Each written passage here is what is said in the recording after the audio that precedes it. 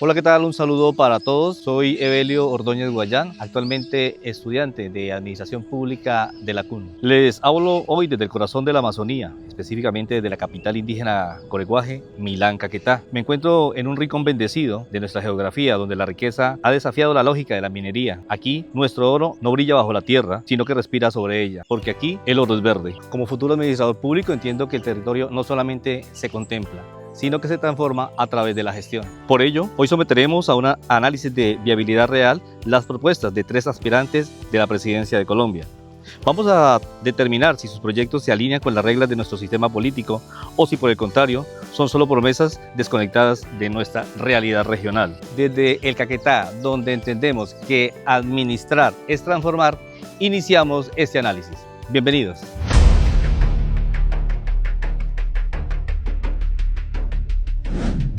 Para el desarrollo de la actividad de construcción aplicada, pues hemos seleccionado 3 candidatos actuales de la contienda electoral. Para ello hemos seleccionado la candidata Paloma Valencia, avalada por el Partido Centro Democrático, a Abelardo de la Espriella, está por el Partido Patria Nueva, y a Iván Cepeda por el Pacto Histórico. Se han seleccionado 2 ejes temáticos, el cual tiene que ver con seguridad integral y desarrollo rural. He seleccionado el eje de seguridad integral y desarrollo rural porque en departamentos como el Caquetá, estas no son categorías aisladas, sino una sola realidad interdependiente. Desde la administración pública entendemos que no existe productividad sin garantías de seguridad jurídica y física, ni paz duradera sin una gestión eficiente de campo. Al analizar este eje, nos alejamos del idealismo para enfocarnos en la factibilidad operativa. Evaluamos si los candidatos proponen mecanismos administrativos que el sistema colombiano pueda realmente financiar y ejecutar bajo el marco de la descentralización. El objetivo es discernir quién presenta una política pública con anclaje territorial, es decir, que reconoce nuestras particularidades geográficas y sociales, y quién se limita a un diseño institucional centralista formulado desde la capital que ignora los cuellos de botella que enfrentamos en nuestra Colombia. Una vez establecidos los perfiles de nuestros candidatos, entramos en una fase crítica de la administración pública, el cual es el análisis de coherencia causal. En términos sencillos, este punto se trata de verificar si existe una relación lógica entre el problema identificado y la solución propuesta.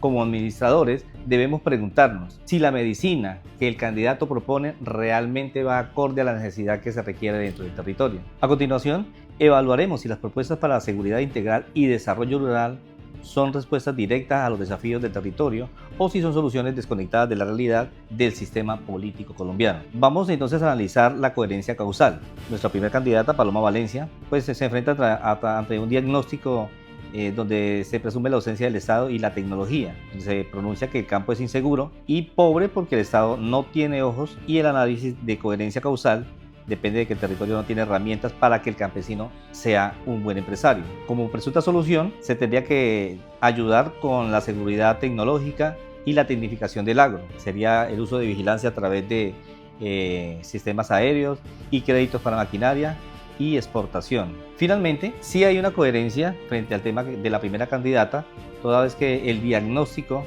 es la falta de control y baja productividad. La solución tecnológica responde directamente al problema de vigilancia y eficiencia económica. Candidato número 2, Abelardo de la Espriella, cita un diagnóstico problema frente al tema de impunidad y falta de autoridad. Se dice que los grupos ilegales dominan el campo porque no hay castigo efectivo ni incentivo para la inversión privada. En este orden de ideas, se propone por parte del candidato megacárceles y zonas francas rurales, lo que ellos determinan como una mano dura para el criminal, e impuestos cero para empresas que lleguen al campo. Hay coherencia causal, su lógica tiene un orden, sin orden no hay inversión, y pues obviamente está atacando el medio con cárceles y estancamiento económico con beneficios tributarios externos. Finalmente, el candidato Iván Cepeda, quien propone a través del diagnóstico la desigualdad e injusticia social. La inseguridad rural nace de la falta de tierras, según el diagnóstico del candidato, y la exclusión histórica del campesinado hacia la economía legal. Como solución, dentro Dentro de su análisis, el candidato propone la reforma agraria y seguridad humana a través de la entrega masiva de tierras y protección de líderes sociales mediante inversión social, algo que ya se viene realizando a través del actual gobierno. Este análisis y esta problemática da concurrencia causal desde un punto de vista lógico, porque su diagnóstico estructural sí determina la causa del conflicto debido a la mala distribución de la tierra, y la solución es titular y entregar propiedad para estabilizar el territorio. Muy bien, habiendo analizado si las propuestas tienen lógica,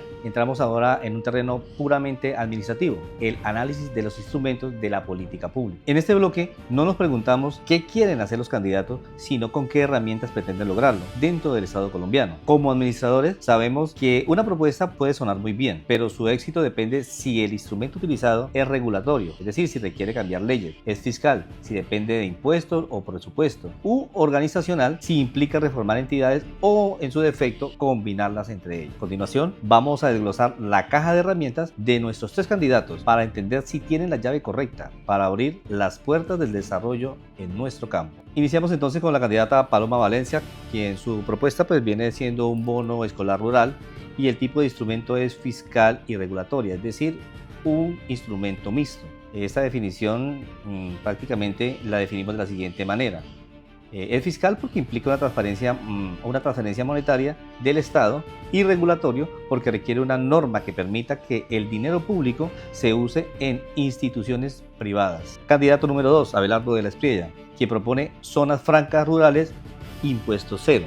Esta es un tipo de instrumento netamente fiscal, es un instrumento que demanda un gasto tributario. El Estado decide dejar de recaudar para incentivar una conducta para que las empresas se trasladen a las zonas rurales. Y el candidato número 3, Iván Cepeda, propone el Fondo Nacional de Tierras, el cual también contempla un instrumento mixto, toda vez que es organizacional y fiscal. Es organizacional, ¿por qué? Porque requiere fortalecer la Agencia Nacional de Tierras para gestionar el catastro, y fiscal porque el gasto directo va a la compra de predios. Para finalizar nuestro análisis, llegamos a un punto donde los sueños de campaña chocan con la realidad del poder y hablamos del análisis de competencia institucional. En este bloque evaluaremos qué tan difícil es para un presidente pasar de la palabra a la acción. En Colombia, el mandatario no gobierna solo, está inmerso en un sistema de pesos y contrapesos.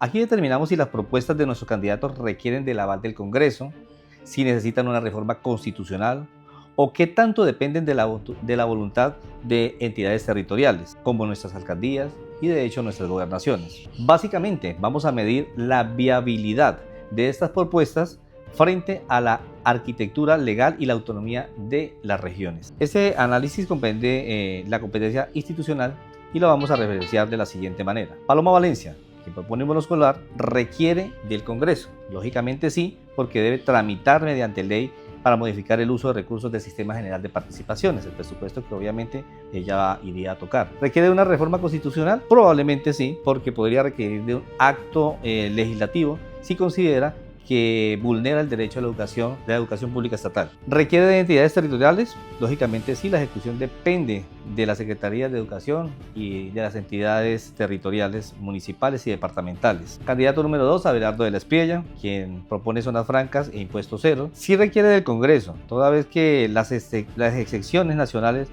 solo pueden ser creadas mediante una reforma tributaria y debe ser aprobada lógicamente por el Congreso.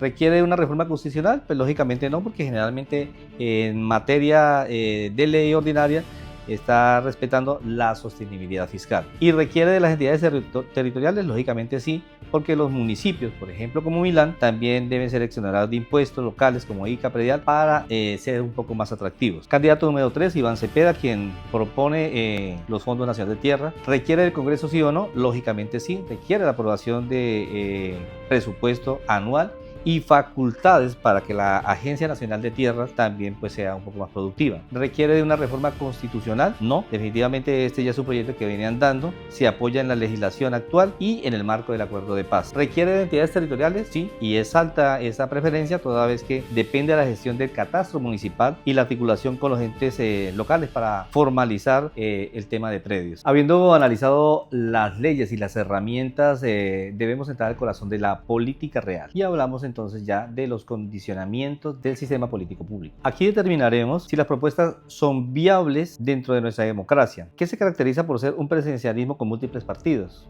En este bloque evaluaremos si los candidatos tienen la capacidad de armar coaliciones en el Congreso para que sus ideas no mueran en el primer debate, identificaremos los incentivos o bloqueos institucionales que podrían facilitar o en su defecto frenar el desarrollo de nuestro campo y nuestra seguridad. Entonces vamos a arrancar con la explicación de los condicionamientos del sistema político. Retomamos nuevamente candidata Paloma Valencia y vamos a hablar entonces de que si necesita o no coaliciones. Lógicamente sí necesita una coalición de alta dependencia porque al ser de un partido con fronteras ideológicas claras necesita atraer sectores de centro y de derecha para alcanzar mayorías. Viabilidad de multipartidismo puede ser viable, su experiencia legislativa le permite negociar, pero el multipartidismo fragmenta el apoyo a sus propuestas de mano dura o bonos privados. Incentivos o bloqueos. El bloqueo de la propuesta de la candidata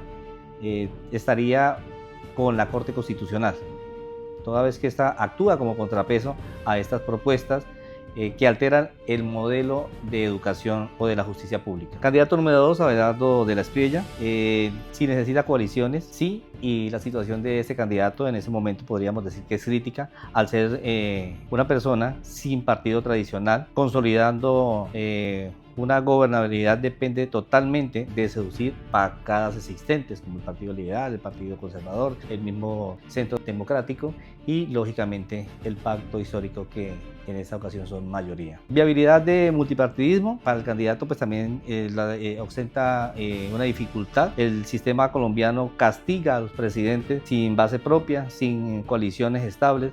Sus reformas tributarias extremas serían bloqueadas y dentro de los bloqueos estaría la propuesta del incentivo. Su discurso de autoridad atrae a sectores económicos pero enfrenta un bloqueo institucional por la regla fiscal y los tratados de derechos humanos. Finalmente, el candidato Iván Cepeda, si requiere o no coaliciones, lógicamente también las necesita. El pacto histórico requiere alianzas con partidos liberales o moderados para aprobar reformas de estructurar la tierra. Si requiere una viabilidad de multipartidismo, también la requiere, pero sería algo más moderado, toda vez que su fuerza está en la calle y la base social por el multipartidismo en el Congreso suele diluir sus propuestas más radicales y hacerlas como una ley. Igualmente, si hay incentivos o bloqueos institucionales, en este caso el incentivo cuenta con el respaldo del marco legal que actualmente está vigente, que es el Acuerdo de Paz, pero enfrenta bloqueos para la resistencia de las élites regionales. En este caso, las élites que realmente están en contra de la redistribución de las tierras. Llegamos al filtro más exigente de todos y hablamos de la viabilidad fiscal. Como administradores públicos sabemos que el papel pues lo aguanta todo, pero el Estado colombiano no se mueve nada si no hay recursos. En este bloque evaluaremos si las propuestas de nuestros candidatos tienen una fuente de financiación identificable o si por el contrario chocan con la regla fiscal, que es el límite que nos asegura que el país no gaste más de lo que realmente tiene. Frente a esta viabilidad fiscal, pues vamos nuevamente a retomar los candidatos y vamos a iniciar con Paloma Valencia, que propone nuevamente su bono rural. La fuente de financiación identificable pues sería lógicamente SGP, Sistema General de Participaciones, donde buscaría redireccionar el dinero, pero que ya sea entregado a departamentos y municipios. El análisis de viabilidad fiscal realmente sería alto. Al usar recursos existentes de Sistema General de Participaciones no requiere crear nuevos impuestos, pero, ojo con esto, genera tensión con los sindicatos públicos o el uso de estos fondos. A diferencia de Abelardo de la Espriella, que propone las zonas francas, la inversión privada sería la totalmente directa. El Estado no gastaría en dinero, sino que deja de cobrar un gasto tributario que serían los impuestos y tendría un análisis de viabilidad fiscal baja porque el Ministerio de Hacienda suele bloquear esto porque el país necesita sí o sí el recaudo. Deja de cobrar impuestos en zonas de conflicto y agranda el déficit fiscal nacional actual. Finalmente, Iván Cepeda, quien propone el Fondo Nacional de Tierras, pues dentro de su fuente de financiación identificable sería el presupuesto general de la nación y la cooperación internacional, apalancado en los recursos del acuerdo de paz. Dentro de la viabilidad fiscal y dentro de su análisis, diríamos que tiene una ponderación media, pues depende de la voluntad del Congreso para asignar las partidas anuales. El riesgo es la volatilidad del precio de la tierra y la falta de liquidez inmediata del Estado para poder adquirirlas. Después de haber pasado por estas propuestas, por el filtro de la coherencia, el presupuesto y las leyes, llegamos al momento de la verdad, la clasificación final. Como administradores públicos, nuestro papel no es ser optimistas ni pesimistas, sino realistas. En este bloque vamos a separar el discurso de campaña de la capacidad operativa del Estado. Vamos a definir qué propuestas tienen el camino libre, cuáles están atrapadas en la burocracia y cuáles, a pesar de sonar muy bien en tarima, son prácticamente imposibles de ejecutar dentro de la arquitectura institucional de nuestra Colombia actual. Desde la óptica de quien vive la administración en Caquetá, este es el veredicto sobre la viabilidad real de los candidatos seleccionados, y vamos a hacerlo a través de una matriz de clasificación final, y vamos a hablar obviamente en los dos ejes integrados, que sería seguridad y desarrollo rural. Iniciamos entonces con Paloma Valencia, le damos una calificación de viabilidad condicionada. La justificación técnica tendría que ver porque su propuesta de bono escolar rural depende prácticamente de una coalición legislativa y de superar casi un seguro examen de asequibilidad de la Corte Constitucional debido al modelo de financiación privada con recursos públicos. Candidato número 2, Abelardo de la Espriella, pues lo calificaríamos prácticamente por una promesa atractiva, lógicamente, pero improbable. Aunque las zonas francas rurales son populares, son institucionalmente improbables bajo la actual regla fiscal y el marco de justicia colombiano, el cual limita la delegación de funciones estatales a sectores privados. Y finalmente Iván Cepeda, quien lo calificaríamos como una alta viabilidad institucional. El Fondo Nacional de Tierras ya cuenta con un andamiaje legal, que es la Ley 160 del 94 y el actual Acuerdo de Paz. Su viabilidad es alta, porque las instituciones y el presupuesto para el postconflicto ya están diseñados dentro del sistema político y presupuestal. Llegamos entonces al cierre de nuestro análisis. Con la clasificación final, como administradores públicos, nuestro deber es identificar qué propuestas son técnicas y legalmente posibles. Y vamos a determinarlo en un orden lógico. Como primera propuesta tendríamos a Iván Cepeda, a quien le otorgamos una calificación de alta viabilidad institucional. ¿Por qué? Porque sus propuestas no requieren invertir, no requieren inventar la rueda. Ya existen las leyes y las entidades como la Agencia Nacional de Tierras diseñadas para este fin. El resto es solamente materia de ejecución. En segundo puesto tendríamos a Paloma Valencia. La ubicamos en ese lugar debido a la viabilidad condicionada, porque su proyecto depende totalmente de su capacidad para armar coaliciones con el Congreso y sobre todo de que su diseño de política no sea tumbado por la Corte Constitucional. Finalmente, ubicaríamos en un tercer lugar a Abelardo de la Espriella, clasificándolo como una promesa política atractiva, pero institucionalmente improbable. En la arquitectura, pues realmente el Estado colombiano, las exenciones tributarias extremas y la privatización de la seguridad chocan con los muros del Ministerio de Hacienda y la Corte Constitucional. Y obviamente, pues en regla con la Constitución colombiana. Desde Milán, Caquetá, donde el oro es verde y la administración se vive en el barrio y en el campo, queda claro que el país no se cambia solo con deseos, sino con planes que respeten nuestra realidad institucional. Soy Evelio Ordóñez Guayán, estudiante de la CUN, y este ha sido mi análisis para sistemas políticos y administración pública comparada. Muchas gracias por su atención.